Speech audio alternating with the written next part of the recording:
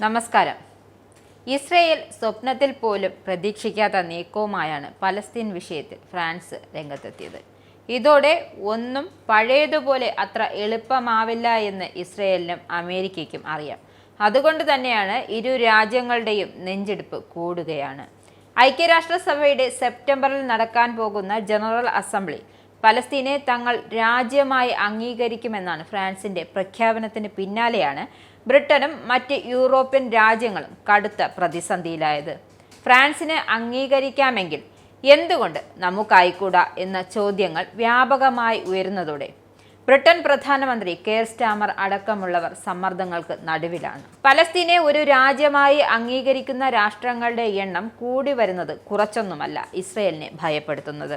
ഇപ്പോൾ തന്നെ ലോകരാഷ്ട്രങ്ങൾ ഏർപ്പെടുത്തുന്ന കടുത്ത ഉപരോധങ്ങളെയും ഒറ്റപ്പെടുത്തലുകളെയും എങ്ങനെ പ്രതിരോധിക്കുമെന്നറിയാതെ ഗുരുതര അവസ്ഥയിലാണ് ഇസ്രയേൽ. എപ്പോൾ വേണമെങ്കിലും വീഴാനായി തയ്യാറായി നിൽക്കുന്ന ഒരു സർക്കാരും കുറച്ചൊന്നുമല്ല തലവേദന സൃഷ്ടിക്കുന്നത്. അതിനിടയിലാണ് ഫ്രാൻസിന്റെ ഈ നീക്കവും വന്നിരിക്കുന്നത്. പലസ്തീനെ അംഗീകരിക്കാൻ തയ്യാറാവണമെന്ന് നിരവധി പാർലമെന്റ് അംഗങ്ങളാണ് കെയർ സ്റ്റാമറിനോട് ആവശ്യപ്പെട്ടിരിക്കുന്നത്.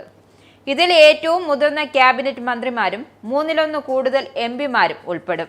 അനുകൂല തീരുമാനം എടുക്കുക എന്നതല്ലാതെ സ്റ്റാമറിന് വേറെ വഴിയില്ലാത്ത അവസ്ഥയിലേക്കാണ് ഈ സമ്മർദ്ദങ്ങൾ നയിക്കുന്നത്.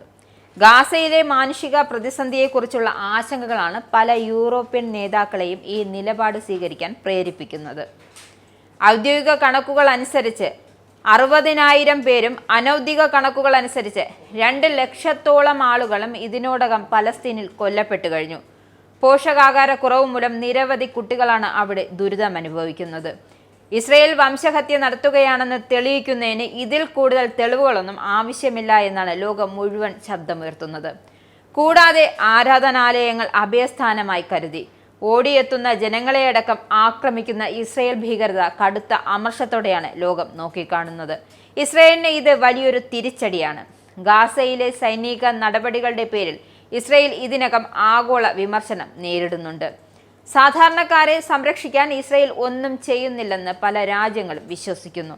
ഇപ്പോൾ ഫ്രാൻസ് പോലുള്ള G7 ശക്തി കേന്ദ്രങ്ങൾ പോലും പലസ്തീനെ അംഗീകരിക്കുന്നത് ഇസ്രയേലിനെ ലോകത്ത് കൂടുതൽ ഒറ്റപ്പെടുത്തും. കൂടുതൽ രാജ്യങ്ങൾ ഐക്യരാഷ്ട്രസഭയിൽ പലസ്തീനെ പിന്തുണച്ചാൽ ഇസ്രയേൽ അവരുടെ നയങ്ങളിൽ മാറ്റം വരുത്തുവാനും അധിനിവേശം അവസാനിപ്പിക്കുവാനും സമാധാന ചർച്ചകൾ പുനരാരംഭിക്കാനും നിർബന്ധിതരാകും.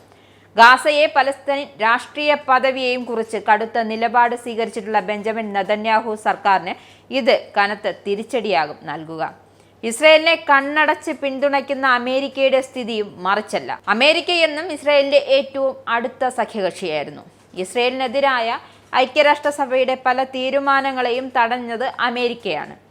എന്നാൽ ഇപ്പോൾ ഫ്രാൻസും ബ്രിട്ടനും അടക്കമുള്ള ഐക്യരാഷ്ട്രസഭ സെക്യൂരിറ്റി കൗൺസിൽ സ്ഥിരാംഗങ്ങൾ പോലും മുഖം തിരിക്കുമ്പോൾ അമേരിക്കയ്ക്കത് ഭീഷണിയിലാണ്.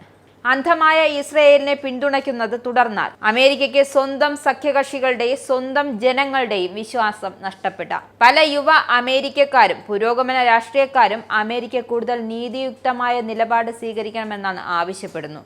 രാജ്യത്തിനകത്തും പുറത്തും സമ്മർദ്ദം വർദ്ധിച്ചു വരുന്ന അവസ്ഥയിൽ അമേരിക്ക പെട്ടിരിക്കുകയാണ് എന്നത് വ്യക്തമാണ്. ഇസ്രായേലിന്റെ 5 സൈനിക താവളങ്ങളിൽ കനത്ത നാശനഷ്ടം. മോദി വെളിപ്പെടുത്തുന്ന ഇന്ത്യയുടെ വികസനത്തിന്റെ മയക്കുമരുന്ന് വിൽപ്പനയ്ക്കെതിരെ ശക്തമായ നടപടിയെടുത്ത് ഷാർജ പോലീസ്.